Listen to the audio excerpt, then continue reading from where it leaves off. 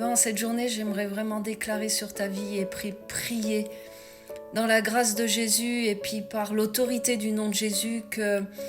le souffle de vie, je parlais il y a quelques jours du souffle de vie et je prie que ce souffle de vie puisse être insufflé dans tes narines. Dans la parole de Dieu, dans Genèse 2 au verset 7, c'est marqué que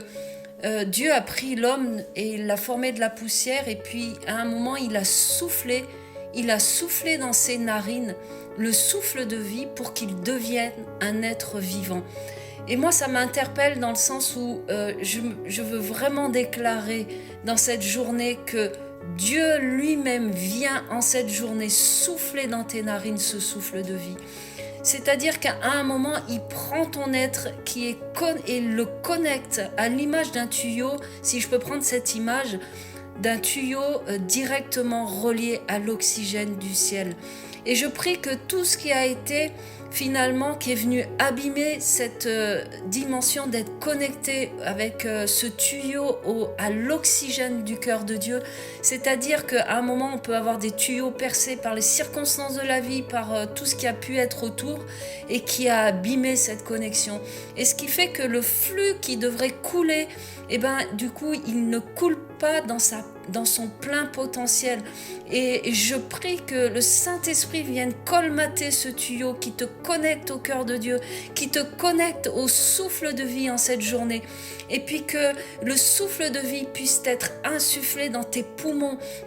spirituels, tes poumons physiques, là où tu as besoin que cette vie, elle rentre dans les profondeurs de ton corps, là où il y a la maladie, là où l'ennemi veut poser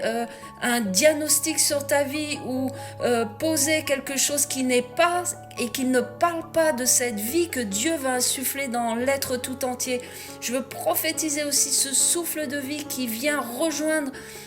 ton cœur, ton âme, là où des fois on n'a même plus cette capacité, où on dit même quand il y a des fois des angoisses, des tourments, j'ai du mal à respirer. Moi je déclare qu'en cette journée, à l'image de ce que Dieu a fait au tout commencement, il a soufflé dans les narines d'Adam. Et je prophétise qu'il souffle dans tes narines dans cette journée et que tu reçois cet oxygène du ciel qui vient te faire prendre une respiration où tu peux même sentir son souffle t'envahir et puis te redonner cette vie, parce que c'est marqué qu'à ce moment-là, Adam est devenu un être vivant et je veux prophétiser cette vie en toi. Je veux prophétiser qu'à travers ce souffle, tout ce qui a été mort puisse reprendre vie au nom puissant de Yeshua. Et puis que tout ce que l'ennemi a voulu paralyser, mettre comme coincé par ce manque d'oxygène, atrophier quelque chose, que ce soit physique